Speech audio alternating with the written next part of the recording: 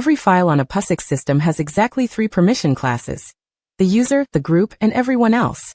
Each class gets a set of 3 bits: read, write, and execute, shown together as the familiar RWX triplet. Simple, predictable, but rigid. In real life, permissions rarely split cleanly into one user, one group, and the rest of the world. Picture Alice and Bob co-developing a project folder where both need full access, while Bob should have no visibility into the separate finance folder. The 3-class model forces an admin to invent overlapping groups, duplicate accounts, or accept overbroad access. POSIX ACLs break that rigidity by letting a file carry more than just one user and one group. Beyond the original owner and owning group, you can attach additional named user entries and named group entries, each with its own permission set. Suddenly the model scales beyond 3 buckets. Each ACL entry has 3 parts: a tag telling you what kind of principal it is, an optional qualifier that names a specific user or group, and a permission set of R, W, and X. The getfacl command lays out entries like user, user, Joe, RWX group, group, cool, RX mask, and other, so you can see exactly who has what. The mask entry is the unsung referee. It does not grant access by itself, but it caps the maximum rights any named user, the owning group, and any named group can exercise on the file. The owner and other entries sit outside the mask and are unaffected, so the owner always keeps the rights their user entry declares.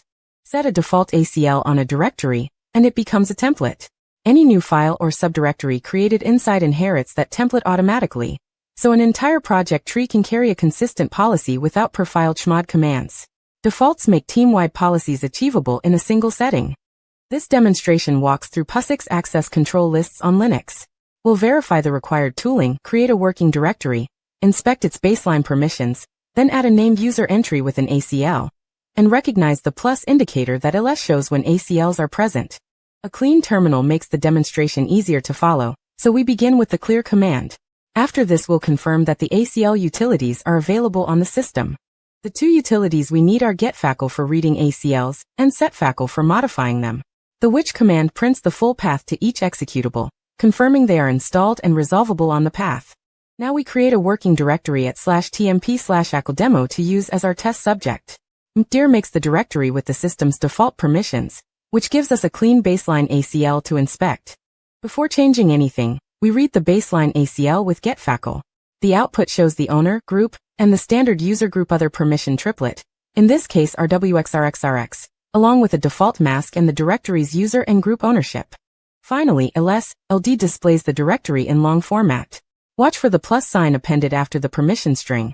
That trailing plus is the kernel's signal that an ACL beyond the standard POSIX mode bits is attached to this directory.